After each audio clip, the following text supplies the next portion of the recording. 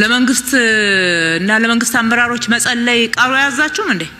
እንዴት ፖለቲካ ይሆናል? የናዳነች አበቤ መንግስት አገር የማስተዳደር ችሎታ እንደሌለው ያውቃልና አቅመቢስነቱን ሊሸፍንባቸው ከሚመርጣቸው ምሽጎች መካከል ሃይማኖት አንዱ ነው። በሃይማኖተኞች መካከል ጸብን ይዘራል። ለሺህ ዓመታት ተዋደው ብቻ ሳይሆን ተዋልደው በኖሩ ምዕመናን መካከል የተከማቸ ጸብና ቂም አለ፣ ጥላቻም አለ እያለ በጠቅላይ ሚኒስትሩ በኩል ይቀሰቅሳል። ይህ በተለያዩ ሃይማኖተኞች መካከል የሚከተሉት የክፋት ስልት ነው። በአንድ ሃይማኖት መካከል ደግሞ ገብተው ሲያተረማምሱ ገንዘብም ሰው መድበው ነው። ሲኖዶሱን የከፋፈሉት መጅሊሱን ያተረማመሱት ይሁነኝ ብለው ነው። በሃይማኖተኞች መካከል ከሚፈጥሩት ጸብ በተጨማሪ የሚከተሉት ሌላም ስልት አላቸው። እሱም አገዛዙን የጴንጤ መንግስት አስመስሎ ማቅረብ ነው። የኢቫንጀሊካል ሰባኪዎች ከቤተ መንግስት ራእይ ጸሎትና ጥቅስ እየተሰጣቸው ለመንግስታችሁ ጸልዩ ይባላሉ። መንግስታችሁ እንዳይፈነቀል ጸልዩ። የእግዚአብሔር መንግስት አብይ አህመድ 30 ዓመት 15 ዓመት 20 ዓመት ሲገዙ ታየኝ እያላችሁ ተናገሩ፣ ራእይ አውሩ ይባላሉ። አንዱ ሐሰተኛ ነቢይ በታዘዘው መሰረት በአንዱ አጥቢያ አብይ 30 ዓመት ሲገዙ ታየኝ ሲል ሌላኛው 15 ዓመት ይላል። ሌላው 30 ሲል በእጥፍ ያሳድጋቸዋል። ራእዩን የሚያድለው ቤተ መንግስቱ ቁጥሩን እንኳን የተናበበ ያደርገውም። አሁን ደግሞ የአብይ አህመድ የንግስና ዙፋን ለ8ኛም ለ9ኛም ዓመት ይጸና ዘንድ የኢቫንጀሊካል ፓስተሮችና ቄሶች በአዲስ አበባ ስታዲየም ለምርጫው የጸሎት ድግስ መጥራታቸው ተሰምቷል። የሚሊዮኖችን ደም ለሚያፈሱ ፈርዖኖች፣ ሕፃናትን ሲቀሉ ለሚውሉ ሄሮድሶች፣ የሃይማኖትና የፖለቲካ መሪዎችን ሲገድሉ ለሚውሉ ኤልዛቤሎች እንጸልይ ብለው የተጠራሩ የኢቫንጀሊካል መሪዎች ይህንን መንግስት የኛ ነው ብለው ለመጥራትም ማስመሰል እንኳን እየተዉ ይመስላሉ።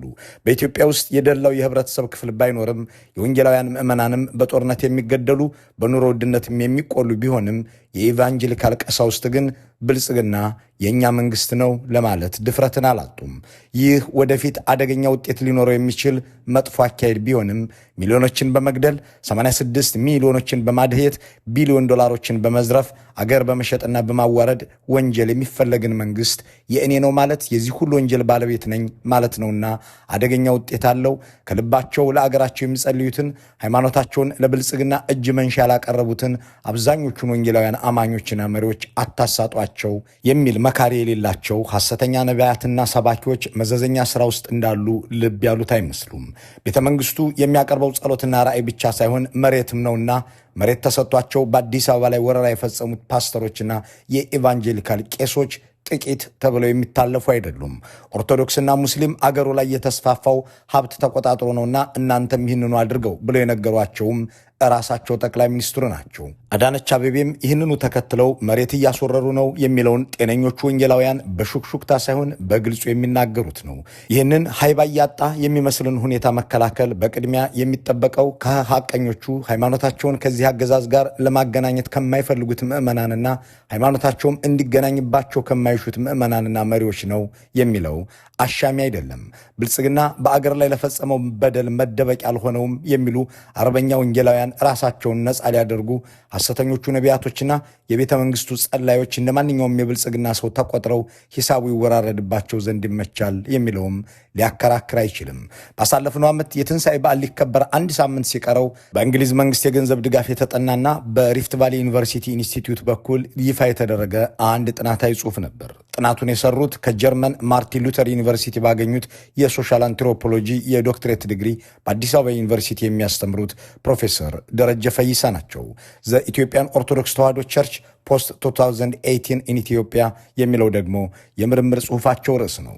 የኦርቶዶክስ ተዋሕዶ ቤተክርስቲያንና ጠቅላይ ሚኒስትር አብይ የደረሱበትን የግንኙነት ቀውስ ከየት ተነስቶ የት ደረሰ የሚለውን ብቻ ሳይሆን በርከት ያሉ አመክንዮ ያጀባቸውን ማስረጃዎች የሚያቀርበው ይህ ጥናት ቤተክርስቲያኗን ጠቅላይ ሚኒስትሩ እንዴት እንደተጠቀሙባት፣ እንዴትም አድርገው ለጥቃት እንዳጋለጧት፣ አገዛዛቸው እንዴትስ የጴንጤ መንግስት ተብሎ እንደሚጠራ፣ ጠቅላይ ሚኒስትሩ ፓስተር ነን ከሚሉትና ከወንጌላውያን ተቋማት መሪዎች ጋር ስላላቸው ግንኙነት ወዘተ ያትታል።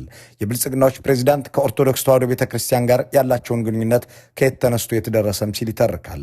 ከየትኛው ማማ ተነስቶ የትኛው አዘቅት ድረስ እንደተከሰከሰም በበርካታ ማስረጃዎች ያሳያል። መስቀል አደባባይን እንወርሳለን ስላሉትን ፓስተር የሚለው አለው። የተከፋፈለውን የኦርቶዶክስ ሲኖዶስ አሁን ወደ አንድ ማምጣት ካልተቻለ ለዘላለሙ አስቸጋሪ ይሆናል ሲልም ምክንያቱን ያስቀምጣል።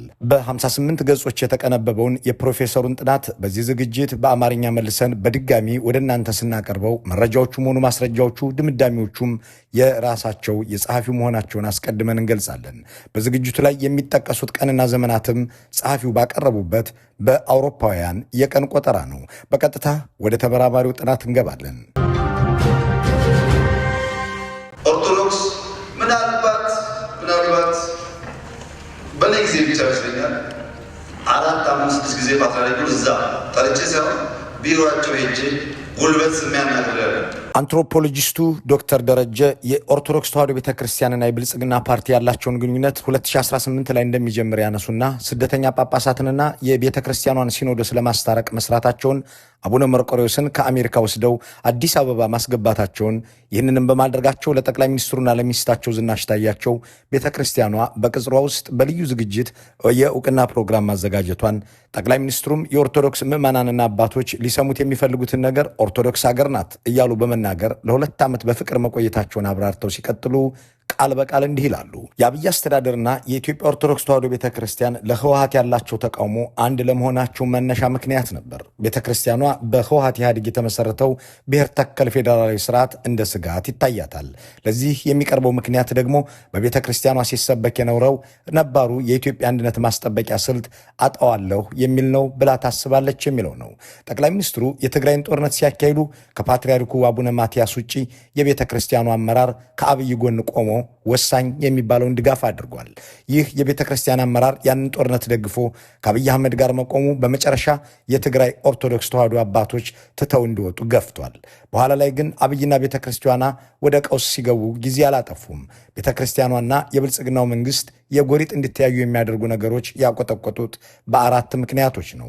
አንደኛው ቤተ ክርስቲያኗ የመጠቃት ስሜት ተሰማት። ሁለተኛው መንግስት ለተመረጡ የሃይማኖት ተቋማት የሚያዳላ መሆኑን ተገነዘበች። ሶስተኛም በመንግስት በኩል ሃይማኖትን ማዕከል ያደረገ ግንዛቤ እንዳለ ተረዳች። አራተኛ መንግስት በኦርቶዶክስ ተዋሕዶ ቤተክርስቲያን የውስጥ ጉዳዮች ጣልቃ የሚገባ መሆኑን ደረሰችበት። በተለይ በ2019 በኦሮሚያ በነበሩ ግጭቶች ላይ ኦርቶዶክሶችን ኢላማ ያደረገ ጥቃት መደጋገሙ ቤተክርስቲያኗን ማስቆጣት ጀመረ። በመስከረም 2019 በሚሊዮን የሚቆጠሩ ኦርቶዶክሶች በአማራ ክልል ባካሄዱት ሰላማዊ ሰልፍ መንግስት በሃይማኖት ምክንያት የሚያደርሰውን ጥቃት እንዲያስቆም የሚጠይቁ ሰልፎች ተካሄዱባቸው። ይህንን ጥቃትም የታቀደ ነው ብለው ተናገሩ። ይህ ከሆነ ከአንድ ወር በኋላ ጥቅምት 23 2019 መንግስት በአዲስ አበባ ጀዋር መሐመድ ላይ እርምጃ ለመውሰድ መንቀሳቀሱን ተከትሎ በመላ ኦሮሚያ ተቃውሞ ተቀሰቀሰ። በሐረርና በድሬዳዋም ተስፋፋ። የካቲት 2020 ደግሞ ፖሊስ በአዲስ አበባ የቤተ ክርስቲያን ግንባታ ሊያከናውኑ ሲሉ ያገኟቸው ባላቸው 2 የኦርቶዶክስ ተዋሕዶ አማኞች ተኩሶ ገደለ።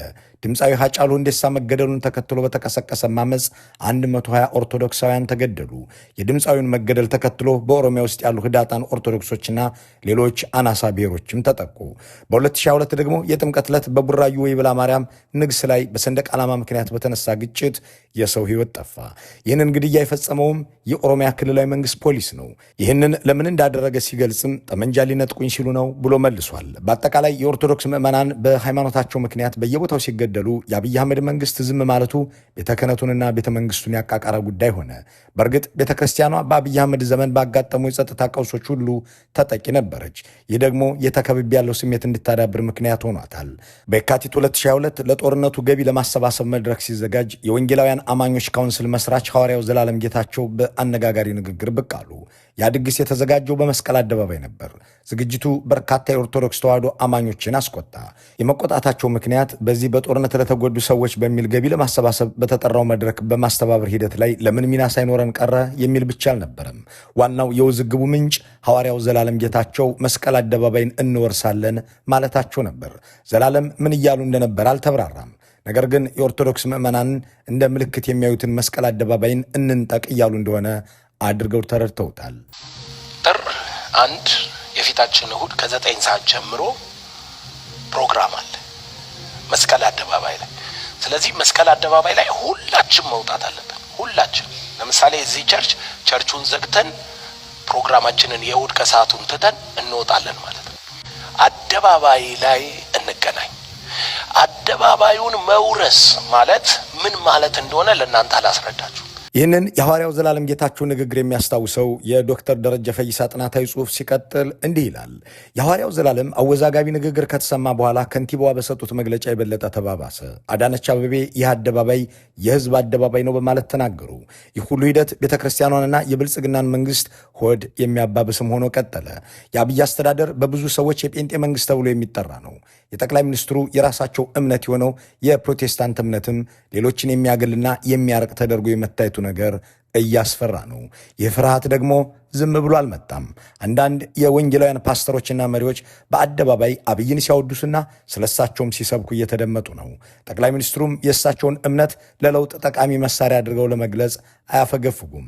ጥቅምት 31 2024 በፓርላማ ባደረጉት ንግግር የኦርቶዶክስና እስልምና እምነቶች አገሪቱን በማዘመን ረገድ የነበራቸውን እድል ያልተጠቀሙ ናቸው ብለው ተናግረዋል የሚሉት ዶክተር ደረጀ ቀጥሎ ያለውን የአብይ አህመድ ንግግር ይጠቅሳሉ። ክርስትና በመጀመሪያው ሴንቸሪ ተጀምሮ የትም ዓለም ሳይስፋፋ የገባው ኢትዮጵያ ነው። ያ ክርስትና ድህነትን ለመምታት ድሃን ወደ ብልጽግና ለማሸጋገር ቱል ሆኖ ማገልገል ነበረበት ነው፣ አላገለገለም። እስልምና ከማንም ቀድሞ የገባው እኛ ጋር ነው። የመጀመሪያው ሂጅራ የሚባለው ኢትዮጵያ ነው። እንደምታውቁት ይሄ ጉዳይ ቱል ሆኖ እኛን ከድህነት ማላቀቅ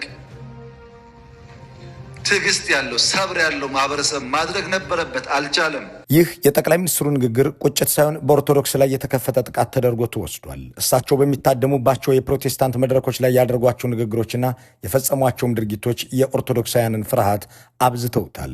በተለይም መስከረም 6 2020 በአዲስ አበባ የአዲስ ኪዳን ካህናት ቤተ ክርስቲያን ውስጥ ተገኝተው ባደረጉት ንግግር ፓስተር ዮናታን አክሊሉን ዘመናዊ ዜጋ ብለው ከጠሩ በኋላ 25,000 ዩሮ በሰጡበት ወቅት በርካታ ኦርቶዶክሳውያን ይህ መንግስት የፕሮቴስታንቶች ዋርድያና ደጋፊ ነው ብለው እንዲያስቡ አድርጓል። ከዚያ በኋላ ግን ጠቅላይ ሚኒስትሩ መንግስታቸው የትኛውም ሃይማኖት ዋስጠበቃ እንዳልሆነ ተናግረዋል።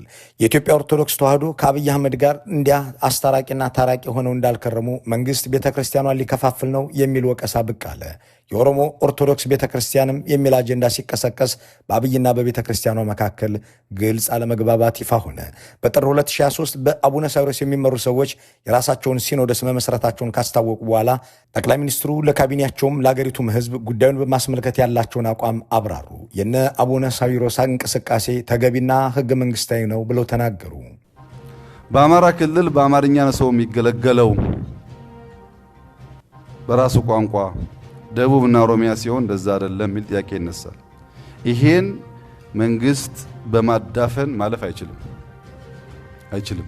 ብልጽግናና ኦርቶዶክስ ክርስትና አብይና የቤተ ክርስቲያኗ ጳጳሳት የነበራቸው ግንኙነት የት ጀምሮ የት ደረሰ የሚለውን የሚተነትነው የዶክተር ደረጀ ፈይሳ ጥናት የልዩነታቸው መሰረታዊ ምንጭ ምንድን ነው የሚለውን ወደ ማብራራት ሲገባ እንዲህ ይቀጥላል። የአብይ አህመድ አስተዳደርና የኢትዮጵያ ኦርቶዶክስ ተዋሕዶ ቤተ ክርስቲያንን ያዛመዳቸው ሁለት ምክንያት ነው ማለት ይቻላል። የመጀመሪያው ጠቅላይ ሚኒስትሩ ወደ ስልጣን እንደመጡ የነበረው ደጋፊያቸው ኢትዮጵያዊ ነኝ ባዩ ካምፕ ስለነበረና ይህ ደግሞ በአብዛኛው የቤተ ክርስቲያኗ መሰረት ስለነበር ሁለቱን ወገኖች አጣምሯል። ሁለተኛው ደግሞ አብይ በእግዚአብሔር የተላኩ አገሪቱን ለማሻገር መለኮት ጣልቃ ገብቶ ያሰማራቸው ናቸው የሚለውንና ብዙዎች ይሉት የነበረውን አስተሳሰብ ቤተ ክርስቲያኗም ስለምትጋራው ነው። እንዳም ሆኖ ዘላቂ አጋርነት አልነበራቸውም። ግጭትም ውጥረትም በመካከላቸው የተወለደው ወዲያውኑ ነበር። ለነዚህ ግጭትና ውጥረት አከል ግንኙነቶች ደግሞ አራት ምክንያቶች መቀመጥ ይችላሉ። የመጀመሪያው እንደ አገር የደረሰው የደህንነት ቀውስ፣ ሁለተኛው የኦርቶዶክስ ተዋሕዶ ቤተክርስቲያን የበላይነት ማሽቆልቆል፣ ሶስተኛው የአገዛዙ ፖለቲካና ሃይማኖትን ማጣቀስ ሲሆን አራተኛው ደግሞ በኦርቶዶክስ ተዋሕዶ ቤተክርስቲያን ውስጥ ያለው ብሔር ተኮር መከፋፈል ነው። የደህንነት ቀውስ ሲባል በአገሪቱ ውስጥ ብሔርንና ሃይማኖትን ማዕከል ያደረገ ግጭት ሲባባስ የአብይ አህመድ አስተዳደር ቅቡልነት እየተሸረሸረ ሄዷል ማለት ነው። በእነዚህ ግጭቶች ደግሞ ሃይማኖተኞችና ሃይማኖት ተቋማት ኢላማ ተደርገው ይጠቃሉ። በተለይም አማሮችና ኦርቶዶክሶች ግጭት በተነሳ ቁጥር በሁለቱም ማንነቶቻቸው ወይም ከሁለቱ በአንዱ ጥቃት እንደሚሰነዘርባቸው ያምናሉ። የአማራ ህዝብ 82 በመቶ የሚሆነው ኦርቶዶክስ መሆኑን በ2007 የተካሄደው ቆጠራ ያመለክታል። የዚህ ብሔር አባላት በኦሮሚያ ግጭት ሲነሳ በደቡብና ቤኒሻንጉልም ብጥብጥ ሲጀመር ጥቃት ይሰነዘርባቸዋል። ብዙ አማራ ኦርቶዶክሶች ይህንን ጥቃት በብሔራቸውም በሃይማኖታቸው ምክንያት የተፈጸመባቸው አድርገው ይመለከቱታል። በአብይና በቤተ ክርስቲያኗ መካከል ያለው ግንኙነት ይሸረሸር ዘንድ የቤተ ክርስቲያኗ የበላይነት ማሽቆልቆል አስተዋጽኦ አድርጓል ሲባል ደግሞ ሚናዋ ተዳክሟል ማለት ነው። በእርግጥ አሁንም ድረስ ኦርቶዶክስ ክርስትናን የሚከተሉ ምዕመናን ከሌሎች የአገሪቱ እምነቶች ሁሉ በቁጥር ይበልጣሉ። በአገሪቱ 43.5 ያህሉ ህዝብ ኦርቶዶክስ ነው። 33.9 ሙስሊሞች ሲሆኑ ፕሮቴስታንቶች 18.6 ናቸው። በአማኞች ቁጥር እድገት አንጻር በተለይም ከፕሮቴስታንት አኳያ ሲታይ የኦርቶዶክሶቹ አነስተኛ ነው። ኦርቶዶክስና እስልምና እዚህ ግባ የሚባል እድገት ሳይኖራቸው ፕሮቴስታንት ግን በፍጥነት እየበዛ ነው። በ1984 5 በመቶ ብቻ የነበሩት ጴንጤዎች በ2007 18.6 በመቶ ደርሰው ተገኝተዋል። የኦርቶዶክስ ተዋሕዶ አማኞች በ1984 ዓ.ም 54 በመቶ የነበሩ ሲሆን በ2007 ግን ወደ 43.5 አሽቆልቁለዋል። የኦርቶዶክስ ቤተክርስቲያንን አቅም ማዳከምና ቤተክርስቲያኗ የገጠማት ችግር አሁን ከመንግስት ጋር ለገባችበት ሰጥ አገባ ምክንያት ሆኗል። ሃይማኖትንና ፖለቲካን ማጣቀስ የሚለው ሶስተኛው ምክንያትም ከዚሁ ቀጥሎ የሚነሳ ነው። አብይ ሁለተኛው ጴንጤ ጠቅላይ ሚኒስትር ናቸው። ከሳቸው በፊት የነበሩት ኃይለማርያም ደሳለኝም እንዲሁ ቢሆኑም በስልጣን ላይ ያን ያህል ስለ እምነታቸው የሚናገሩ አልነበሩም። ይልቁንም ቁጥብ ነበሩ። አብይ ግን በፖለቲካ ጉዳዮች የሃይማኖትን ሚና ጭምር የሚያጣቅሱ ሆኑ። በፖለቲካዊ ንግግሮቻቸው ሁሉ ሃይማኖታዊ ጥቅሶችን መክተት አዘወተሩ። ይህንን ያስተዋሉና ራሳቸውን ነቢይ ብለው የሰየሙ ፓስተሮችና መሰል መሪዎችም አብይ በእግዚአብሔር የተመረጠ ነው ማለት ቀጠሉ። ዛሬ ፖዚሽኗን ሲፈልጉ ሙሴ የያዛትን ያችን ሊደርሽፕ ሼር ማድረግ ሲፈልጉ ታዋቂነት ሲፈልጉ የወንድማቸውን ኦልድ ፋይል አመጡ። ጥያቄው ሙሴ ራሱን በእስራኤል ላይ ሾሟል ወይ ነው። በእስራኤል ላይ የሾመው እግዚአብሔር ነው። ፋይትም ማድረግ ያለብህ መጋፋትም ያለብህ እግዚአብሔር ነው። ጥያቄው የሙሴን ፖዚሽን መካፈል ነው። ጥያቄው መሪ መሆን ነው። ቀንተንበታል አይሉህም። ፖዚሽኑን እንፈልገዋለን አይሉህም። የሚሉክ ፌር፣ ዲሞክራት፣ ፍትሃዊ የሀብት ክፍፍል ነው የሚያነሱ። ተመራማሪው ቀጥለዋል። አብይ በኦርቶዶክስ ተዋሕዶ ቤተክርስቲያን ላይ የፈጸሙት ጣልቃ ገብነት ቤተክርስቲያኗን ለማውደም አልመው ነው የሚለው ያን ያህል ላያሳምን ይችላል። የእሳቸው ፍላጎት ቤተክርስቲያኗን በእሳቸው የስልጣን አምሳል መቅረጽ ነው። ይህንን ደግሞ በመጅሊሱም በወንጌል አማኞቹም ላይ ፈጽመውታል። አብይ በመጅሊሱና ወንጌላውያን ላይ የፈጸሙትን ጣልቃ ገብነት በእርሳቸው ፍላጎት አጠናቀውት ወጥተዋል። በኦርቶዶክስ ተዋሕዶ ውስጥ ሊያደርጉት የነበረው ሙከራ ግን በቤተክርስቲያኗ እምቢባይነት ከሸፈባቸው። ጠቅላይ ሚኒስትሩ ለቤተክርስቲያኗ መሬት ሰጠሁ ብለው ቢናገሩም ቤተክርስቲያኗ ግን ይህ ከምዕመኔ ቁጥር አኳያ የተሰጠኝ እንጂ ልዩ በረከት ተደርጎ መታየት የለበትም በማለት ከዚሁ አንጻር የእሳቸው ውለታ እንደሌለባት ተናገረች። ምክንያቱም በአዲስ አበባ በአብዛኛው ህዝቡ ኦርቶዶክስ ነው። የሁለቱ አካላት ውዝግብ በቤተ ክርስቲያኗ ውስጥ ካለው ብሔር ተኮር ስራና የአገሪቱ ፖለቲካም ጋር ይዛመዳሉ። የትግራይ ክልልና የፌዴራሉ መንግስት የገቡበት ቀውስ ለዚህ ማሳያ ነው። የትግራይ ሰዎች የኦርቶዶክስ ሲኖዶስ ለእነሱ ያለው አስተያየት ልክ እንዳልሆነ ደጋግመው ተናግረዋል። በትግራይ ጦርነት ጊዜ በርካታ የኦርቶዶክስ ቀሳውስት ከመከላከያ ጎን ነን እያሉ ሲቀሰቅሱ ታይተዋል። ያንን ጦርነት ያወገዙ ብቸኛ የቤተ ክርስቲያኑ አመራር አባል ፓትርያርኩ አቡነ ማትያስ ብቻ ናቸው። በህዝብ ላይ የሚደርሰውን እልቂት ጄኖሳይድ ነው ብለው ፓትርያርኩ ከተናገሩ በኋላ የሲኖዶሱ ዋና ጸሐፊ አቡነ ዮሴፍ የአቡነ ማትያስ ንግግር የቤተ ክርስቲያኗ አቋም እንዳልሆነ ተናገሩ። ይህም በቤተ ክርስቲያኗ ውስጥ ያለው ብሔር አከለ ኃይል ለአብይ ፖለቲካ ማደሩን የሚጠቁም ነበር። ቅዱስ ፓትርያርኩ ሰሞኑን የሰጡት መግለጫ የቅዱስ ሲኖዶስ ውሳኔ ሳይሆን የግላቸው እንጂ የቅዱስ ሲኖዶስ ወይም የቋሚ ሲኖዶስ ውሳኔ አይደለም። ረዥሙ የዶክተር ደረጀ ፈይሳ ጥናት ምክረ ሐሳቦችን በማስቀመጥ ይደመድማል። ቀዳሚው ምክረ ሐሳብም መንግስት በሃይማኖት ውስጥ ያስገባውን እጁን ያውጣ የሚለው ሲሆን በብዙ ማንነቶች ውስጥ በተከፋፈለች ኢትዮጵያ ሃይማኖታዊ ገለልተኛነትና ሴኩላሪዝም ለመንግስት እጅግ አስገዳጅ ናቸው ይላል። እናም አገርን በአንድነትና በህብረት ለመምራት የሚያዋጣው መፍትሄ የሃይማኖቱ ግንናን ትቶ ለሴኩላር መርሆች መገዛት ነው ሲልም ያክላል። በሁለተኛነት የተቀመጠው መፍትሄ መንግስት ግጭቶችን ከሚቀሰቅሱ ድርጊቶች መቆጠብ ይገባዋል የሚል ሲሆን ሶስተኛው ደግሞ በመንግስትና በሃይማኖት መካከል መጠራጠር ጠፍቶ ለሰላምና ሀገር ግንባታ እንዲተባበሩ ማድረግ ያሻል የሚል ነው። አራተኛው የኦርቶዶክስ ተዋሕዶ አማኞች ቁጥር አነስ ብሎ በሚታይባቸው አካባቢዎች ያሉ ምዕመናንን ጥቃት እንዳይደርስባቸው መጠበቅ ሲሉ አስቀምጠውታል። ተመራማሪው በኦርቶዶክስ ቤተክርስቲያን በኩል ሊከናወኑ ይገባቸዋል ያሏቸውን 4 ምክሮችም ዘርዝረዋል። የኢትዮጵያ ኦርቶዶክስ ተዋሕዶ ቤተክርስቲያንን መንግስት የማራቁ ተግባር በሚገባ እየተሰራ መሆኑን በማመን ራሷን ከለውጡ ጋር ማስተካከል ይገባታል። ሁለተኛው በፍጥነት ከትግራይ ኦርቶዶክስ ተዋሕዶ ቤተክርስቲያን ጋር ወደ እርቅና ውህደት መምጣት የሚለው የተቀመጠ ሲሆን ይህንን ነገር ዛሬ አቡነ ማትያስ በህይወትም በስልጣንም እያሉ ካላስተካከሉት በሌላ ጊዜ ይፈጸማል ማለት አስቸጋሪ ነውም ይላል። አካታችነትና ብዝሃነትን ማዕከል ያደረገ አሰራር መከተል፣ ሃይማኖታዊ ማንነትን ፖለቲካ ያለማድረግ የሚሉት ደግሞ ሶስተኛና አራተኛ ላይ የተቀመጡ ናቸው። የዶክተር ደረጀን ረዥም ጽሑፍ በአጭር ያቀረብንበትና በድጋሚ ወደ እናንተ ያደረስንበት ዝግጅት በዚሁ ተጠናቋል። ሙሉውን እንድታነቡት በመጋበዝም እንሰናበታለን። መልካም በዓል።